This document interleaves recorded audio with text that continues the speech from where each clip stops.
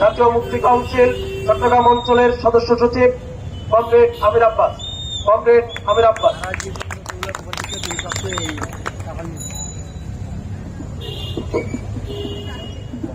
মে দিবসের আজকের এই সমাবেশে জাতীয় মুক্তি কাউন্সিল এর পক্ষ থেকে আপনাদের সবাইকে সংগ্রামী শুভেচ্ছা জানাই।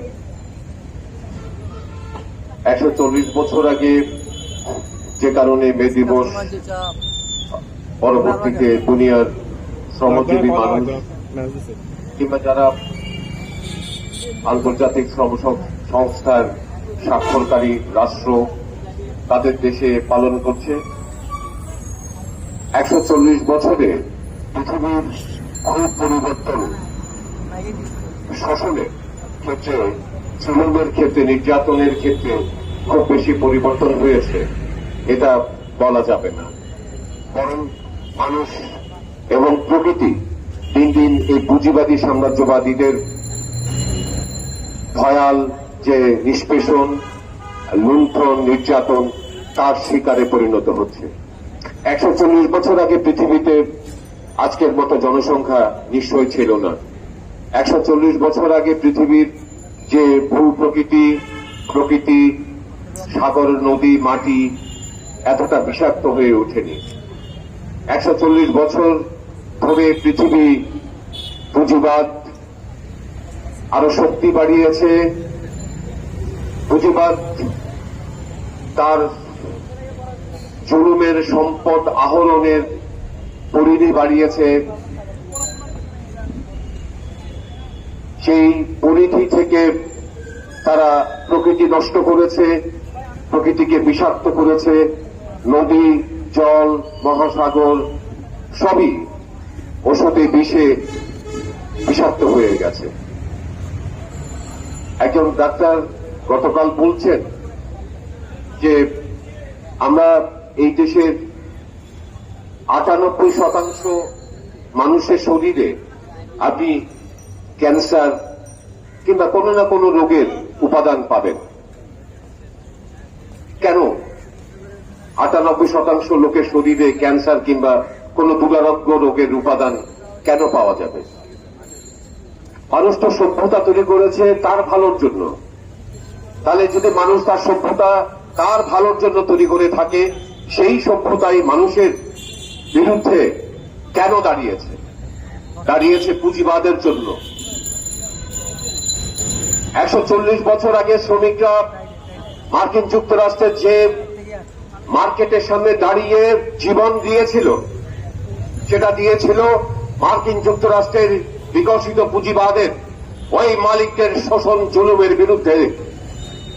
140 বছর পর পৃথিবীর প্রকৃতি, মানুষ, শ্রমিক যে জায়গায় এসে দাঁড়িয়েছে, সেটাও হচ্ছে সেই পুঁজিবাদ বিকশিত হতে হতে সাম্রাজ্যবাদে রূপান্তরিত হয়েছে, দানব মহাদানবে পরিণত হয়েছে।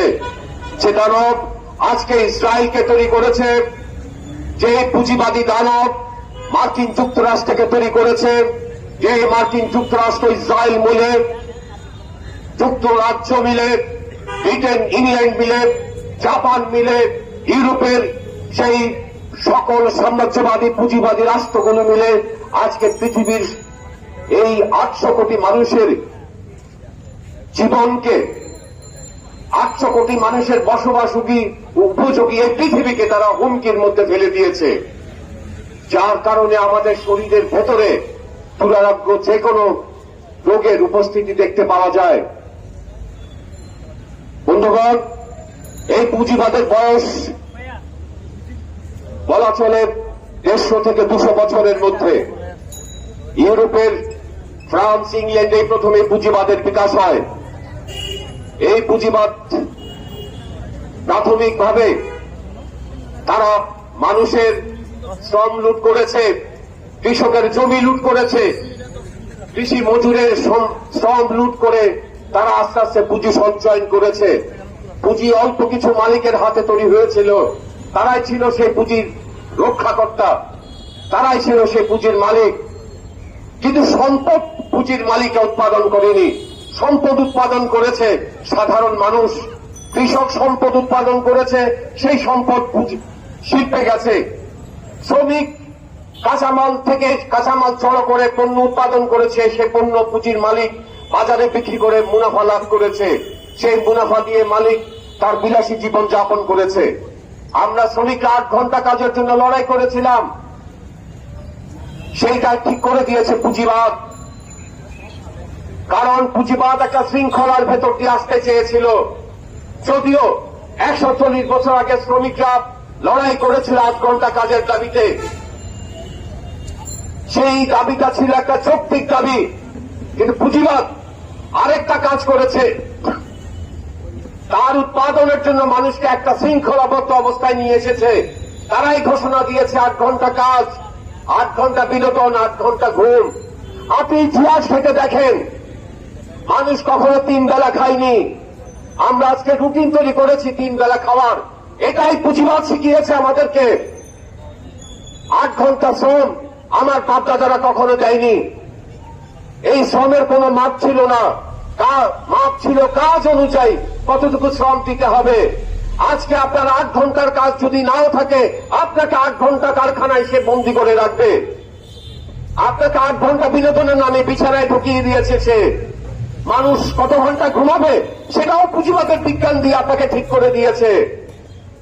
আমাদের যে শরীরের শত শত বছর ধরে যে প্রাকৃতিক নিয়ম গড়ে উঠেছে, সেটাই পুঁজিবাদ বিনষ্ট করেছে।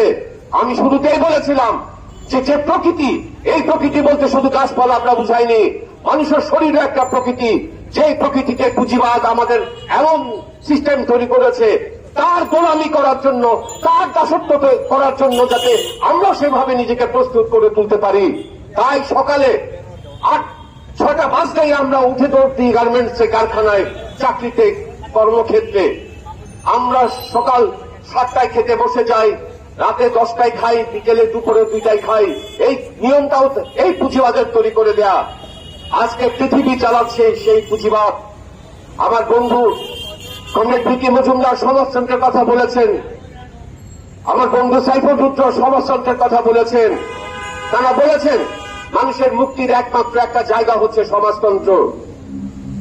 140 বছর আগে 8 ঘন্টা মজুরির জন্য যে লড়াই তারা করেছেন, 140 বছর পর আসেও এই জায়গায় দাঁড়িয়ে, কিংবা বাংলাদেশের বিভিন্ন সংগঠন আজকে যেভাবে 1 মে পালন করছে দিবসটিকে, কেন করতে হচ্ছে? এর কারণ হচ্ছে মানুষ হিসাবে আমার কাছে কোনো ক্ষমতা নেই, শ্রমিক হিসাবে কারখানার মালিকানা আমার হাতে নেই, কৃষক হিসেবে উৎপাদনের উপায়ের মালিকানা আমার হাতে নেই। আমি শ্রমিক, আমি কৃষক, আমি আমি মজুর, আমি একজন নিম্ন মধ্যবিত্ত, কিন্তু আইন আমি বানাতে পারি না। আমি অসচেতন অবস্থায় ভোট দিয়ে ফেলেছি, সেই ভোট নিয়ে পার্লামেন্টে তারা তাদের মতো করে রাষ্ট্র পরিচালনা করছে, আইন তৈরি করছে, অসংখ্য আইন তারা আমার বিরুদ্ধেই ব্যবহার করছে। আমরা শ্রমজীবী মানুষ, আমরা এই রাষ্ট্রে যদি বলি আমরা হচ্ছি 80 থেকে 90% মানুষ, উৎপাদনের সবচেয়ে নিবিড় সম্পর্ক আমাদের 80 থেকে 90% মানুষ। আমরা এই সমাজের অধিকাংশ ভোগ করি, সেই ভোগের টাকা রাষ্ট্র পরোক্ষভাবে প্রত্যক্ষভাবে ভোগের টাকা নিয়ে, আমাদের ভোগের টাকা নিয়ে, কেনাকাটার টাকা নিয়ে সরকার রাজস্ব আয়ের মাধ্যমে কোষাগারে রাখে। সেই টাকা দিয়ে পার্লামেন্ট চলে, সেই টাকা দিয়ে প্রধানমন্ত্রী তারেক জিয়া যেখানে রাতে ঘুমান থাকেন উনার সেই আবাস চলে, সেই টাকা দিয়ে মন্ত্রী এমপিদের গাড়ি কেনা হয়, সেই টাকায় শেখ হাসিনা 16 বছর ধরে দেশের বাইরে তার মন্ত্রীরা সহ পাচার করেছে।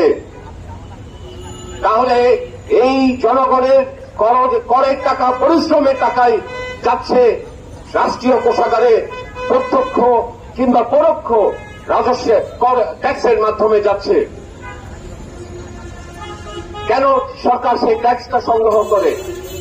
সাধারণভাবে আমরা জানি এই ট্যাক্সটা সংগ্রহ করার পর সেই ট্যাক্সের টাকা আবার সরকার জনগণের উন্নয়নের জন্য ব্যয় করবে, রাস্তাঘাট করবে।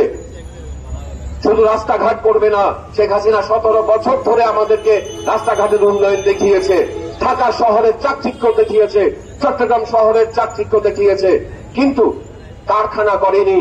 বরং শেখ হাসিনা তার 17 বছরে অসংখ্য কারখানা বন্ধ করেছেন।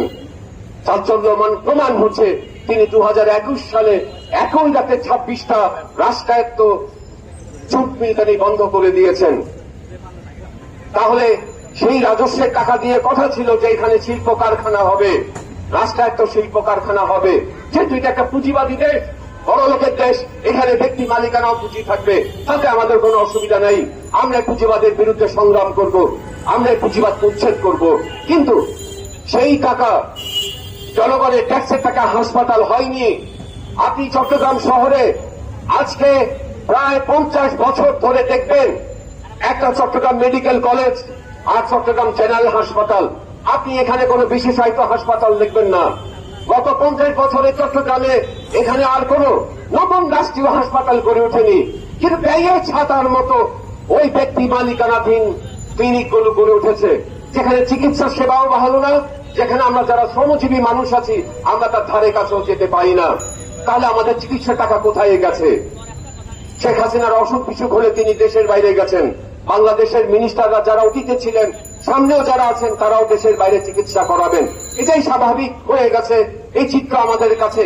কারণ আমার কাছে ক্ষমতা নাই, আমি আমার চিকিৎসার জন্য হাসপাতাল দখল করতে পারবো না, আমি আমার শিক্ষার জন্য ওই ইস্পাহানি কিংবা বড়লোকদের যে গ্রামার স্কুল সেগুলো দখল করতে পারবো না, আমি যে প্রাইমারি স্কুল শিক্ষার মান খুব নিচে সেই প্রাইমারিতে গিয়েও আমি আমার ভালো শিক্ষা, আমি সাধারণ শিক্ষাটাও পাচ্ছি না, তাহলে সেই শিক্ষাটাও আমার কাছে নেই। আসুন শিক্ষা চিকিৎসার এই দুরবস্থা, তাহলে আমরা মানুষরা কোথায় আছি? শ্রমিক হিসেবে আপনারা এখানে যারা বসে আছেন, গার্মেন্টস শ্রমিক আছেন, কারখানা শ্রমিক আছেন, পাটকলের শ্রমিক আছেন, আপনারা পরিষ্কার করে জানেন কি অবর্ণনীয় অবস্থার ভিতরে আপনারা জেলখানায় যান, জেলখানা থেকে বের হন। এটাকে কোন মানুষের জীবন বলে না। এখানে যারা রিক্সা চালান, রিক্সা চালকরা আমাদের বক্তব্য শুনছেন, এটাও জীবন বলে না। কিন্তু সমাজ, এই ধনিক শ্রেণীর রাষ্ট্র বাধ্য করেছে আমাদেরকে এই জীবনে আমাদেরকে আবদ্ধ থাকতে, এই জীবনে আমাদেরকে আটকে রাখতে। আমরা যখনই নিজেদের ক্ষমতার জন্য আমরা লড়াই করব, তখন এই রাষ্ট্র, বড় লোকের রাষ্ট্র, তারা আমাদের বিরুদ্ধে ওই আমাদের ট্যাক্সের টাকায় প্রতিপালনকৃত সেই আর্মি, বিডিআর, পুলিশ, র্যাব আমাদের বিরুদ্ধে নামিয়ে দেবে। আসুন, সে কথা বলছিলাম যে আমাদের হাতে ক্ষমতা নেই, আমরা আইন করতে পারি না, আমাদের হাতে ক্ষমতা নেই, আমরা কারখানার মালিক হতে পারি না, আমাদের হাতে ক্ষমতা নেই, আমরা কৃষি উৎপাদনের উপায়ের বীজের, ট্রাক্টরের আমরা কোনো মালিক হতে পারি না। তাহলে আমরা 90% বেশি মানুষ এই রাষ্ট্রে ক্ষমতাহীন অবস্থায় আছি। 140 বছরে পৃথিবীর যে পরিবর্তন হয়েছে, সেই পরিবর্তনের পৃথিবী কোন কোন রাষ্ট্রের সমাজতন্ত্রে সেই সমাজতন্ত্র আবার বড় লোকদের ষড়যন্ত্রের কারণে, সাম্রাজ্যবাদীদের কারণে সেই সমাজতন্ত্র নড়বড়ে অবস্থায় দাঁড়িয়েছে। কিন্তু এই নড়বড়ে অবস্থা হওয়ার পরও সমাজতন্ত্র হচ্ছে মানুষের ক্ষমতা মালিকানার সর্বোচ্চ রাষ্ট্র ব্যবস্থা। এটাই আমাদের কাছে অবধারিত। তাহলে এই ক্ষমতা কি, সেটাই আমাদের বোঝা দরকার। আমাদের কংগ্রেস সভাপতি জুলাই অভ্যুত্থানের কথা বলতে গিয়ে বলেছিলেন যে শেখ হাসিনা 5ই আগস্ট বাংলাদেশ থেকে পালিয়ে যাওয়ার পর 8ই আগস্ট পর্যন্ত বাংলাদেশে কোনো প্রশাসন ছিল না, আমলাতন্ত্র ছিল না, পুলিশ ছিল না, রাস্তাঘাট, অফিস, আদালত, মানুষের জীবন, মান, সম্পত্তি কার কাছে ছিল? তাহলে 8ই আগস্টের পর ইউনূস সরকার ক্ষমতায় বসলেন, বসার পর তিনি রাষ্ট্রের ভার নিলেন। তাহলে 3 দিন রাষ্ট্রের ভার কার কাছে ছিল? আমরা আওয়ামী লীগের লুটপাটের কারণে জনগণের রোষ যে অবস্থায় পৌঁছেছিল, যেভাবে আমরা আশঙ্কা করেছিলাম যে মানুষ যেভাবে দুঃসাহসিক হয়ে উঠেছে যে তার প্রতিশোধ নিতে যাবে, এই সমাজের, এই দেশের মানুষ সেই প্রতিশোধ, সেই দুঃসাহসিক, তার কোন প্রতিহিংসা মানুষ দেখায়নি। তাহলে এই দেশের মানুষের চরম ধৈর্যের পরিচয় দিয়ে তারা অপেক্ষা করেছিল যে জুলাই, এই 16 বছরের নির্যাতন থেকে আমরা অন্তত বাঁচব, একটা গণতান্ত্রিক বাংলাদেশ পাব। যদিও সেটা ব্যর্থ হয়েছে, অন্যভাবে সেটা আমাদের আলোচনায় আসবে। একটা কথা বলছিলাম, তাহলে 3 দিন ক্ষমতাটা কার কাছে ছিল? এই 3 দিন ক্ষমতা ছিল সমাজের কাছে, জনগণের কাছে, শ্রমিকের কাছে, কৃষকের কাছে। এই 3 দিন পুলিশ রাষ্ট্র চালায়নি, এই 3 দিন সেনাবাহিনী রাষ্ট্র চালায়নি, এই 3 দিন আমলাতন্ত্র ঘুমিয়েছিল, এই 3 দিন বিচার বিভাগ বিচার চালায়নি। তাহলে 3 দিন ক্ষমতা ছিল জনগণের কাছে, মানুষের মালিকানা আছে। কথা আমরা এখানে দাঁড়িয়ে জাতীয় মুক্তি কাউন্সিল 18 দফার ভিত্তিতে বলছি, সেটাই হচ্ছে এই 3 দিন রাষ্ট্রকে, সমাজকে মানুষ যেভাবে চালিয়েছে, এর একটা সামান্য উদাহরণ মাত্র। আপনি কারখানার মালিক হবেন সেইভাবে 140 বছর আগের মে দিবসের তাৎপর্য যেভাবে আমাদের কাছে এসে হাজির হয়েছে, সোভিয়েত সমাজতন্ত্র যেভাবে শ্রমিকরা শ্রেণীর জায়গা থেকে রাষ্ট্র পরিচালনা করেছে, সমাজের ক্ষমতা যাবে জনগণের কাছে, শ্রমিকের কাছে। আজকে জুলাই অভ্যুত্থানের পর ডক্টর ইউনূস অন্তর্বর্তীকালীন ক্ষমতায় থেকে অসাংবিধানিক ভাবে তিনি এই বড় লোকদের সংবিধানকেই উদ্দেশ্য করে বলছি, এই বড় লোকদের সংবিধানকেই তিনি পাশে রেখে তিনি চুক্তি করেছেন বাংলাদেশের বিষয়ে ওই মার্কিন যুক্তরাষ্ট্রের সাথে। আমার পূর্ববর্তী বক্তারা বলেছেন, জনগণের ক্ষমতাকে, জনগণের এই দেশের মালিকানাকে ডক্টর ইউনূস তুচ্ছ জ্ঞান করেছেন, পাত্তাই দেননি। তিনি মার্কিন যুক্তরাষ্ট্রের সাথে পারস্পরিক বাণিজ্য চুক্তি করেছেন। আমাদের কমরেড ভিকি মজুমদার বলেছেন এখানে দাঁড়িয়ে যে, বন্ধুরা, এটার অবস্থা পরে বুঝতে পারবেন। আমরা এই কয়েকদিনে এই ব্যাপারটা বুঝতে পেরেছি। কিভাবে বুঝতে পেরেছি? ইরানে যখন মার্কিন এবং ইসরায়েল যুদ্ধ চাপিয়ে দিল, সেই সময় তেলের সংকটের কারণে বাংলাদেশ মার্কিন যুক্তরাষ্ট্রের অনুমতি নিয়ে রাশিয়া থেকে তেল কিনতে হয়েছে। আপনি একটা জিনিস চিন্তা করুন, আপনি একজন ভোক্তা হিসেবে আপনি 10টা দোকান বাছাই করে আপনার পণ্য কিনবেন, আপনি 10টা চালের দোকান থেকে চাল কিনবেন, 5টা মাছের দোকান থেকে মাছ কিনবেন, 6টা কাপড়ের দোকান থেকে কাপড় কিনবেন। এই চুক্তি হচ্ছে এমন একটা চুক্তি যে আপনি প্রতিযোগিতামূলক বাজার থেকে এই 40 থেকে 50টা পণ্যের তালিকা আছে সেই চুক্তিতে, সেই পণ্যগুলো মার্কিন যুক্তরাষ্ট্র ছাড়া অন্য কারো কাছ থেকে কিনতে পারবেন না। এবং যে সকল পণ্য মার্কিন যুক্তরাষ্ট্র থেকে আপনি কিনে আনবেন, সেটা শিল্প পণ্য হোক, ভোগের জন্য হোক, কৃষি পণ্যই হোক, বীজ হোক, সার হোক, কীটনাশক হোক, তাহলে সেই পণ্য আপনাকে মার্কিন যুক্তরাষ্ট্র তৃতীয় কোন দেশে এর বিষ আছে কিনা, পচনশীল কিনা, এটার মান ভালো কিনা সেটা পরীক্ষা করতে আপনাকে দেবে না। চুক্তি এমন ভাবে কঠিন ভাবে করা আছে, তাহলে আমরা হয়ে যাচ্ছি ধীরে ধীরে মার্কিন যুক্তরাষ্ট্রের করদ রাজ্যে। শেখ হাসিনা 17 বছরে কংগ্রেস সভাপতি বলেছিলেন এটা ভারতের করদ রাজ্য ছিল, আর আমরা ধীরে ধীরে পরিণত হচ্ছি ভারতের করদ রাজ্যে, এটা মার্কিন সাম্রাজ্যবাদের করদ রাজ্যে। যেই মার্কিন সাম্রাজ্যবাদ ইরানে আজকে যুদ্ধ চাপিয়ে দিয়েছে,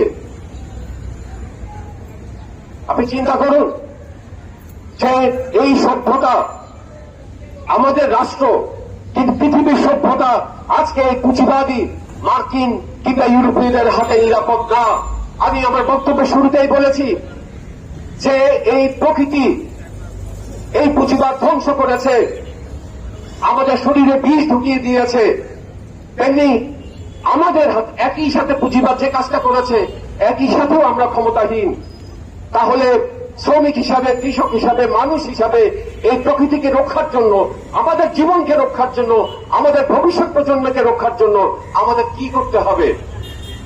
আমাদেরকে ঐক্যবদ্ধ হতে হবে, আমাদেরকে সমাজতন্ত্রের জন্য লড়াই করতে হবে, আমাদের মালিকানা রাষ্ট্রের জন্য লড়াই করতে হবে, শ্রমিক শ্রেণীর নেতৃত্বে রাষ্ট্র ক্ষমতা আনতে হবে। এই কথাটা পাশে রেখেই বাংলাদেশের প্রসঙ্গেই যদি বলি, তাহলে এই কথাটাই বলবো শেষ দিকে এসে, যে 24-এর যে অভ্যুত্থান হলো, সেই অভ্যুত্থানে নতুন একটি রাজনৈতিক দল জন্ম নিয়েছে বাংলাদেশের শাসক গোষ্ঠীর সাথে, এনসিপি। আপনারা জানেন তারা এখন পার্লামেন্টে আছে, জামাত পার্লামেন্টে আছে, পার্লামেন্টে আছেন বিএনপি, পার্লামেন্টে আছে এনসিপি, যে চুক্তির কথা বলছিলাম, যে বাংলাদেশ একটা ভবিষ্যৎ তার সার্বভৌমত্বের হুমকির মধ্যে আছে, এই চুক্তি নিয়ে এই তিনটি দলের একটি দলও পার্লামেন্টে কথা বলেনি। আমরা জুলাই অভ্যুত্থানে দিল্লি না ঢাকা স্লোগান দিয়েছিল অনেকেই, আজকে ওয়াশিংটন না ঢাকা এই স্লোগান তাদের মুখে দিতে শোনা যায়নি। আমরা জাতীয় মুক্তি কাউন্সিল স্পষ্টতই মনে করি যে বাংলাদেশ একটা সার্বভৌম দেশ, এই দেশকে প্রকৃতপক্ষে জনগণের মালিকানায় নিয়ে আসতে হবে। এই দেশ আমেরিকার না, এই দেশে ভারত চাষাবাদ করতে পারেনি, আমেরিকাকেও চাষাবাদ করতে দেওয়া হবে না। এই দেশ রাশিয়ার উপনিবেশ হবে না, এই দেশ ইউরোপিয়ানদের কোন উপনিবেশ হবে না। ব্রিটিশরা 200 বছর যেভাবে ভারতবর্ষকে তারা শাসন শোষণ করেছে, তাদেরকে একসব উচ্ছেদ হতে হয়েছে, তেমনি বাংলাদেশেও এখানে সাম্রাজ্যবাদীদের কোন ভবিষ্যৎ নেই। ভবিষ্যৎ এদের হাতেই আছে যারা আজকে পার্লামেন্টে আছে, ভবিষ্যৎ তাদের হাতেই ছিল যারা এখান থেকে পালিয়ে ভারতে আশ্রয় নিয়ে আওয়ামী লীগ আছে। তাহলে এই শাসকরা, আপনারা খেয়াল করেন, 54 বছর ধরে তারা আমাদের প্রাণ, প্রকৃতি, জীবনকে তারা হুমকির মধ্যে রেখেছে। বাংলাদেশের 7.5 কোটি মানুষের জায়গা আজকে 18 কোটি মানুষের, প্রায় 20 কোটি মানুষের জনবসতি। এখানে দারিদ্র কমেনি, কিন্তু ধনী বেড়েছে। এখানে শিল্প কারখানা, রাষ্ট্রায়ত্ত শিল্প কারখানা যা আমরা পাকিস্তান আমলে পেয়েছিলাম, সেগুলো বরঞ্চ ধ্বংস হয়েছে, লুট হয়েছে, বন্ধ হয়েছে। ব্যক্তি মালিকানা শিল্প বেড়েছে। আবার ব্যক্তি মালিকানা শিল্প একটা জায়গায় গিয়ে স্থবির হয়ে যায় যখন মার্কিন যুক্তরাষ্ট্রের মতো একটা রাষ্ট্রের সাথে আমাদেরকে বাণিজ্য চুক্তি করতে হয়, যে সুতাটা তাদের দেশ থেকে কিনতে হবে, ওই কাপড় তাদের দেশ থেকে কিনতে হবে। আমরা প্রতিযোগিতা মূলক বাজার থেকে আমাদের গার্মেন্টস মালিকরা যেভাবে বিভিন্ন জায়গা থেকে কাপড়, সুতা, সুই, প্রয়োজনীয় উপকরণ, কিন্তু সেটা ভবিষ্যৎ আর কেনা সম্ভব না। তাহলে বাংলাদেশি শিল্প কারখানাও সেভাবে বন্ধ হয়ে যাচ্ছে। এই সীমাবদ্ধতা নিয়ে, এই অবস্থার ভেতরেই এই দেশের শাসক শ্রেণী 54 বছর ধরে আমাদের শাসন করেছে। আমাদের আইন ব্যবস্থা রয়ে গেছে বড় লোকদের হাতে। আমাদের আইনের যে পুরো বিচার যে ব্যবস্থা, সেটা রয়ে গেছে ব্রিটিশ আমলের মতোই। এটা কোনো গণতান্ত্রিক বিচার ব্যবস্থা না। বাংলাদেশের যে সংবিধান, এই যে 17-18 বার এখানে সংশোধন করে এসেছে, জনগণের দিক থেকে জুলাই অভ্যুত্থান আওয়াজ ছিল সংবিধান ফেলে দেয়, কিন্তু সেই সংবিধানকে ভালোবেসে আঁকড়ে ধরেছে জামাত, বিএনপি, এনসিপি। যেই সংবিধানের উপর ভর করে আওয়ামী লীগ 16 বছরে দেশের জনগণকে তুমুল নির্যাতনে ফ্যাসিবাদ চাপিয়ে দিয়েছিল। আজকে আমরা দেখছি সেই সংবিধানই একই জায়গায় রয়ে গেছে, সেই সংবিধানের কোন পরিবর্তন হয়নি। যে আইন শেখ হাসিনা তৈরি করে গেছে 16 বছর ধরে, সে আইন এই পার্লামেন্টে 3টি রাজনৈতিক দল বহাল রাখছে। এই আইন পরিবর্তনের জন্য তারা পার্লামেন্টে একটা কথাও বলেনি।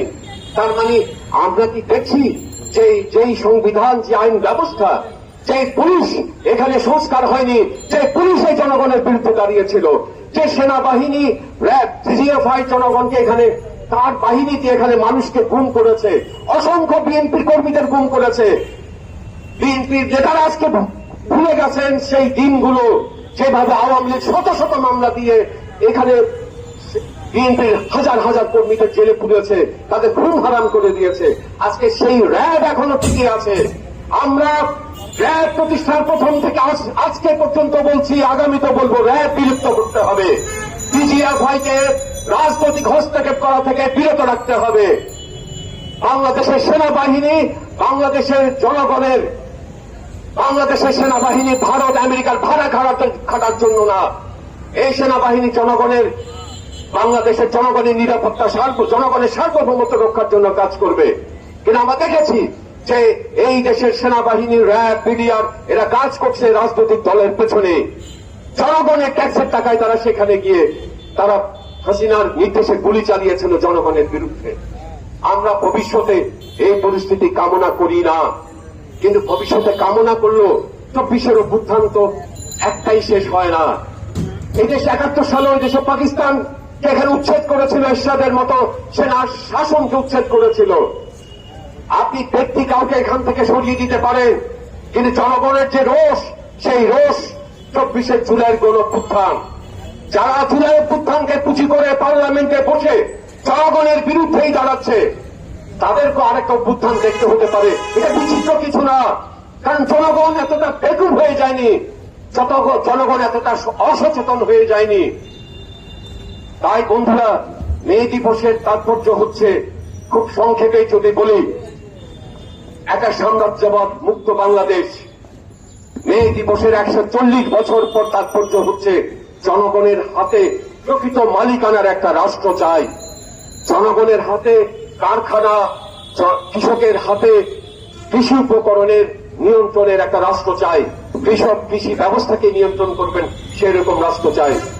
বাংলাদেশে ছোট বড় 45টি জাতির, বাঙালিদের পাশাপাশি ছোট বড় 45টি জাতির বসবাস আছে। আমরা জাতীয় মুক্তি কাউন্সিলের একটা অন্যতম সহযোগী সংগঠন জাতিসত্তা মুক্তি সংগ্রাম পরিষদের একজন বন্ধু বক্তব্য দিয়েছেন, কেন্দ্রীয় সাংগঠনিক সম্পাদক কমরেড ছোটন তঞ্চঙ্গা। তিনি তঞ্চঙ্গা জাতির একজন প্রতিনিধি। আমরা জাতীয় মুক্তি কাউন্সিল শুধু শ্রমিকের জন্য লড়াই করছি তা না, শ্রমিক শ্রেণীর রাষ্ট্র প্রতিষ্ঠায় সংগ্রাম করছি তা না। আমরা জাতীয় মুক্তি কাউন্সিল কৃষকদের জন্য সংগঠন করছি। আমরা জাতীয় মুক্তি কাউন্সিল সংগ্রাম করছি একটা গণতান্ত্রিক বাংলাদেশের, সেই বাংলাদেশ এখানে প্রত্যেকটা জাতি তার আত্মমর্যাদা নিয়ে, আত্মনিয়ন্ত্রণ অধিকার নিয়ে, সংস্কৃতি ভাষার, নিজস্ব ভাষার চর্চার অধিকার নিয়ে একটা বৈচিত্র্যপূর্ণ গণতান্ত্রিক পরিবেশে বসবাস করতে পারে, সেরকম একটা বাংলাদেশের জন্য। তাই জাতিসত্তা মুক্তি সংগ্রাম পরিষদ পার্বত্য চট্টগ্রাম সহ সমতলের বাংলাদেশের সাঁওতাল, গারো, মণিপুরী, হাজং প্রত্যেকটা জাতির জন্যই আমরা লড়াই করছি। আমরা জাতীয় মুক্তি কাউন্সিল বাঙালিদের সংগঠন কিংবা শুধু মুসলমানদের সংগঠন কিংবা হিন্দুদের সংগঠন, ব্যাপারটা এরকম না। আমরা একটা প্রকৃতপক্ষে সকল মানুষের ক্ষমতা মালিকানার জন্য আমরা লড়াই করছি। এখানে ধনী গরিব এক করার জন্য আমরা কোনো লড়াই করছি না। আসলে ধনী গরিব যে ধারণাটা, সেই ধারণাটাই আমরা ভেঙে দিতে চাই।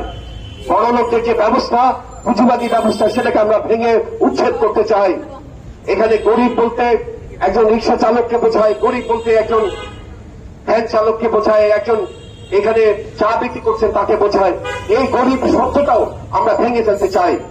মানুষ তার শ্রম দিয়ে যে মর্যাদা কিনে নেয়, সেই মর্যাদার ভিত্তিতে তার যে অধিকার রাষ্ট্র তাকে নিশ্চিত করবে, সে অধিকার নিয়ে তাকে বাঁচতে হবে, সেরকম একটা রাষ্ট্র প্রতিষ্ঠা করতে চাই। আমরা কোনো জাতীয় মুক্তি কাউন্সিল তার 18 দফায় ব্যক্তি মালিকানা কোনো এখানে হসপিটাল ব্যবস্থা আমরা রাখবো না, চিকিৎসা ব্যবস্থা রাখবো না। সকল চিকিৎসা ব্যবস্থাকে আমরা রাষ্ট্র মালিকানাধীন চিকিৎসায়, রাষ্ট্র মালিকানাধীন এভাবে বলা যায় সামাজিক মালিকানা নিয়ে আসবো। একই সাথে কারখানা চলবে শ্রমিকদের সমবায়ের ভিত্তিতে, শ্রমিক সংগঠনের ভিত্তিতে। কৃষি চলবে কৃষক সমবায়ের ভিত্তিতে। কৃষক যে ফসল উৎপাদন করবেন, সেই ফসল তারা কৃষি সমবায়ের মাধ্যমেই তারা বিক্রি করবেন, উৎপাদন করবেন, বিপণন করবেন।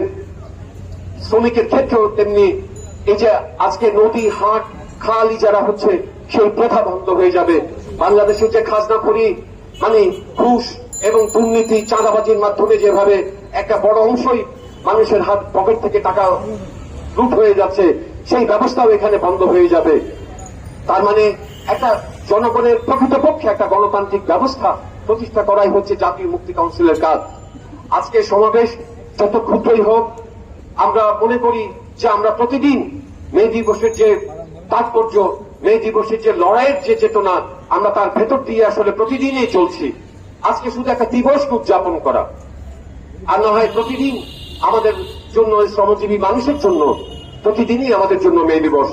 বন্ধুগণ, সমাজতন্ত্রের লক্ষ্যে একটা গণতান্ত্রিক বাংলাদেশ নির্মাণের জন্য এই যে বড় লোকদের শাসন ব্যবস্থা গত 54 বছর ধরে চলে এসছে, বড় লোকদের যে আইন বিচার ব্যবস্থা, পুলিশি ব্যবস্থা, বড় লোকদের যে এখানে ক্ষমতায়নের যে ব্যবস্থা, এই পুরো ব্যবস্থাকে উচ্ছেদের লক্ষ্যে জাতীয় মুক্তি কাউন্সিলে যোগ দিন।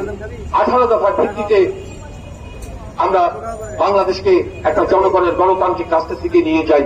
সেই লক্ষ্যেই আপনাদের আহ্বান জানিয়ে মে দিবসের চেতনাকে 18 দফা মুক্তির দিকে, 18 দফা সংগ্রামের দিকে এগিয়ে নিতে আহ্বান জানিয়ে আমি আমার বক্তব্য শেষ করছি। জয় হোক মেহনতি মানুষের।